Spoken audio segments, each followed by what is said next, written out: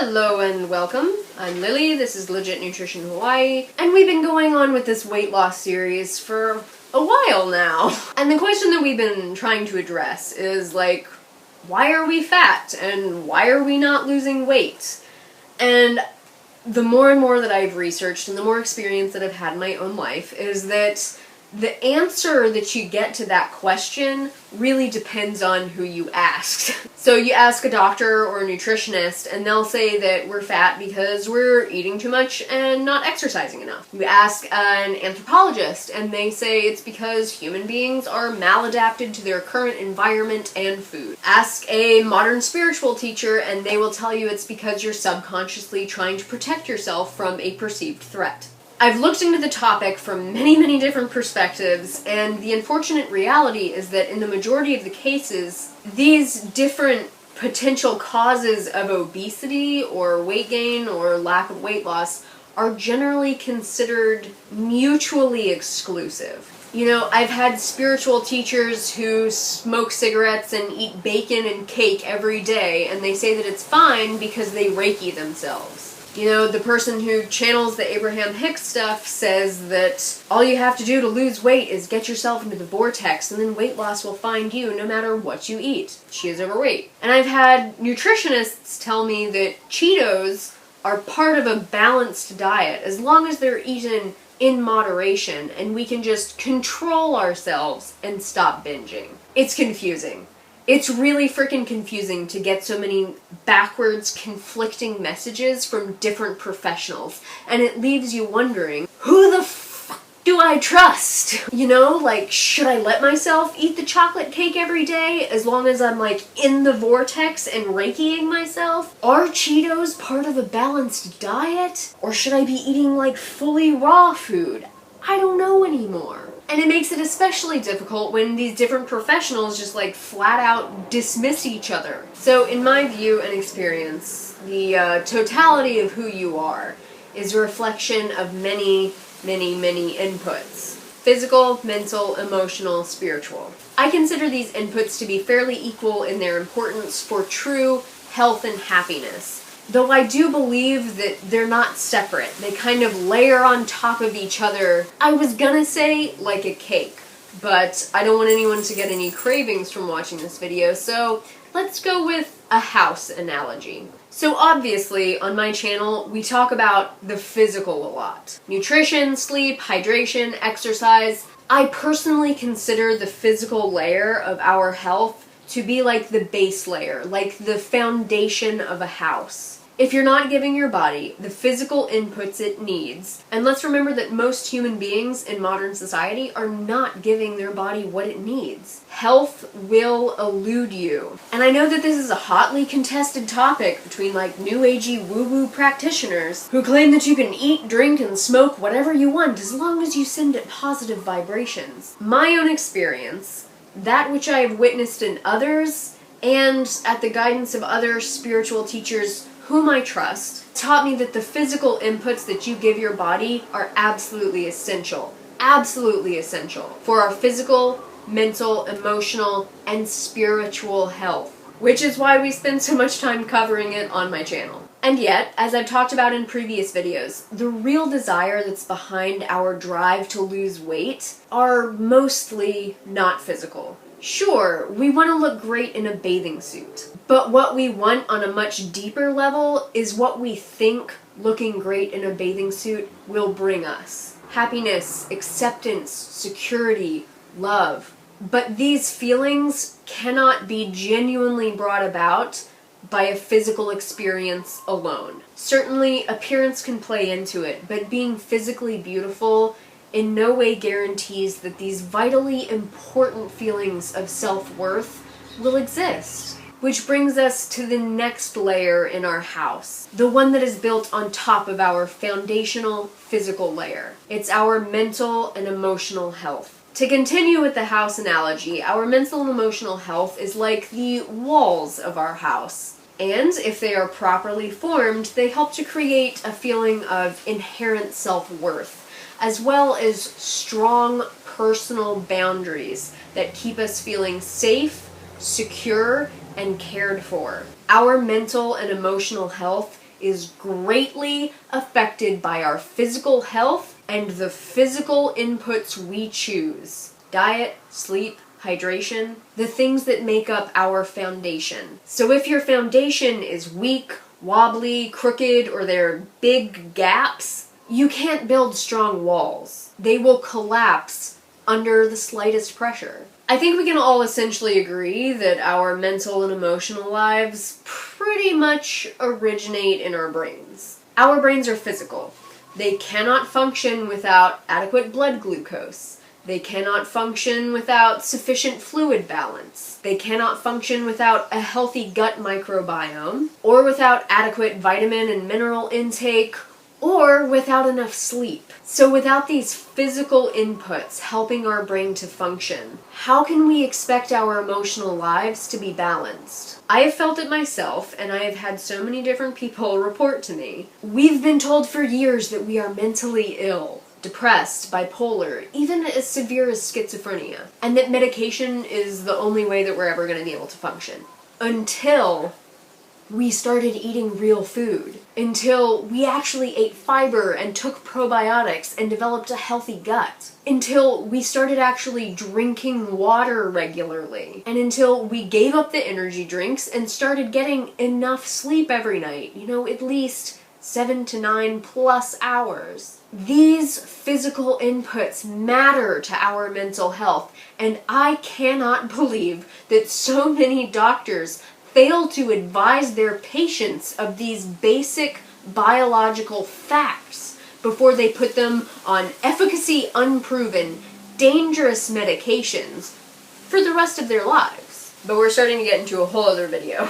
And as important as our physical inputs, our foundational layer, is to our mental and emotional health, even if we have an extremely strong, meticulously crafted foundation, we eat a whole food plant-based diet, we're drinking enough water every day, we're getting into bed every night by 10 and getting at least 7 to 10 hours of sleep a night, even if we're doing all of this right, if we don't take time to cultivate self-awareness, to work on our self-judgment, to create a sense of inner worthiness, work on strong personal boundaries, or work on living with integrity, we will find ourselves falling short of complete health, and we will lack an ever more evasive sense of inner peace and well-being. The walls of our home will be weak and with gaping holes so that every little wind gust is felt. If we want to be truly healthy and happy, and if we want to be able to have good relationships, we have to dedicate ourselves to uncovering the whys and whens of our emotional shortcomings. If we don't do this, we will never be able to escape those subconscious habits that sabotage our physical and psychological well-being. The binging, the comfort eating, the stress indulgence, snapping at our kids, having fights with our partners, the panic attacks, the losing control of ourselves. All of those things that we use to mask or manage our inexhaustible anxiety, our deep senses of inadequacy, the fear that's been instilled in us by past traumas, or just the shame that we are constantly plagued with in this perfectionist, unrealistic mess we've created for ourselves. Our emotional coping mechanisms sabotage our well-being. Figuring out how and why is hard. But we have to do the work of unpacking that shit, or it will eat our inner sense of worthiness alive. And it will sabotage our every single attempt at genuine self-care and improved health. Because our physical care supports our emotional growth, and our emotional growth enhances our ability to take care of ourselves physically. They are not mutually exclusive. In fact, they are completely interdependent. And the path to wholeness and integration is unfortunately not linear. It's not like you do it and hey, I'm done for the rest of my life. I don't have to worry about this anymore. It's more like just so we're clear. There's some ups and downs. And while caring for these two aspects of our overall health are like huge endeavors in and of themselves, there is yet another aspect to health, well-being, and weight loss that is very, very commonly ignored or just flat out dismissed. Few medical professionals have heeded the very interesting research that's starting to come out that has shown that spirituality, or as I consider it, a sense of connection and meaning to something that's bigger than our own selves, is vital to true health. So we're taking good physical care of ourselves. A strong foundation has been built. So we've created a really nice, strong foundation for our house through our excellent physical inputs. And we're working on building strong, solid, supportive walls through our mental and emotional well-being. And what spirituality provides, at least for me, is a strong, sturdy, beautifully pitched roof that also extends into the backyard far enough to cover a completely screened-in, beautiful porch, complete with Mexican hammock and smoothie station. But before you get all overwhelmed, what the actual fuck, Lillian? I have to feed, water, and rest myself to perfection. Then I have to unpack the emotional equivalent of a 40-foot U-Haul truck full of trauma and emotional baggage, while working on cultivating a positive mental attitude and not acting like a complete asshole in all of my relationships. And now you expect me to pursue some kind of meaningful connection with an invisible guy in the sky? Well, sort of, but not quite. First of all, what your spirituality looks and feels like is deeply personal. I think that's where organized religion gets it wrong in a big way. You have to find your own wheres, whens, and hows of connecting to God, or Allah, or Nirvana, or your higher self, or the universe, or the vast benevolent void of nothingness that makes up the space between atoms and enlivens electrons. Whatever you want to call it, I don't care, but it's the non-physical space where we can begin to accept that our tiny little lives on this tiny little rock in the vast, ever-expanding universe is actually miraculous. It's where we can begin to respect the massive complexity of the 2 million tiny little filtration units that are in each of your kidneys that work in flawless concert every day to keep your bodily fluids and blood minerals in perfect balance. It's finding a way to comprehend that there are 7 billion people on this planet, and I flew an airplane across over half of it, got to a tiny island, bought a bike, got a flat tire, and because of that delay, I found a beautiful man underneath a coconut tree who spoke to my frickin' soul with his eyes. I have not one shred of scientific proof other than the immense complexity that life on Earth is a miracle, or that what our kidneys do every day is a miracle, or that some miraculous guiding force exists in this universe that heard my prayers and brought me to my soulmate. I have no proof, but I choose to live my life believing that that's the case. Because when I close my eyes and take a deep breath at the base of a 100-year-old tree, I feel something. Because amazing things have happened in my life. I decided that I wanted to live in Central America and learn a new skill, and within 2 weeks, opportunities aligned that sent me to Costa Rica to study massage therapy, essentially for free, and that became my new passion and career. I choose to believe because there have been moments in my life when I have been so deep in frantic despair and so painfully alone that I didn't know how I was going to keep breathing. And when I asked for help, when I asked for just a feeling of comfort, when I asked for calm, I felt it. I don't know who or what I was asking. I don't know what to call it. I don't even think it can be described or understood. I don't know. I don't know if it's real, but it's real to me. I don't know if regularly practicing prayer, or if journaling my intentions, or if grounding myself into the energy of the earth produces some shift that is scientifically measurable. But honestly, I don't give a shit. I don't care if it's real, or can be measured, or if what I'm doing simply creates some kind of neurotransmitter cascade in my brain which results in a sense of euphoria and happiness, and I'm just totally kidding myself. Like, I don't care. And realistically, what about a neurotransmitter cascade that creates a sense of euphoria isn't miraculous? I don't care.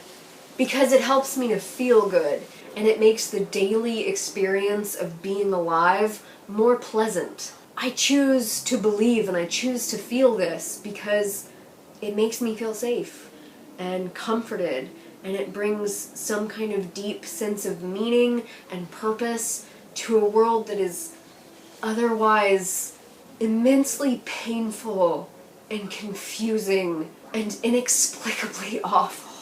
And to me, that sense of comfort is enough. It's enough of a justification. So just like your physical and mental health really come together to support each other, your spiritual health really jumps into the mix quite flawlessly. It provides a protective roof over your house, and it provides the warmth and the safety and the sense of comfort that is needed to turn a house into a home. I don't think I would have ever had the strength that was necessary to work through my mental and emotional issues without a spiritual connection to the earth and to the universe and to this essence that I've come to know as God. I don't think I would have been able to soothe myself out of binges or these spirals of self-hate that I got caught in without trusting the feelings of calm and comfort that deep breathing and prayer brought me. And so you can see how a spiritual practice can soothe the anxiety that causes a binge, that triggers a binge. You can understand how a spiritual practice can start to create a safer space for unpacking that 40-foot U-Haul worth of emotional baggage. You can understand how a spiritual practice can help us feel less desperate for the impossibly intimate, infinitely supportive human connection that I'm not sure even exists. My spirituality provides more for me than my human relationships have ever been able to. There's something deep inside me that is able to connect to that which is everywhere, that is more fulfilling and securing than any human relationship I've ever had. So these three aspects limitlessly reinforce one another.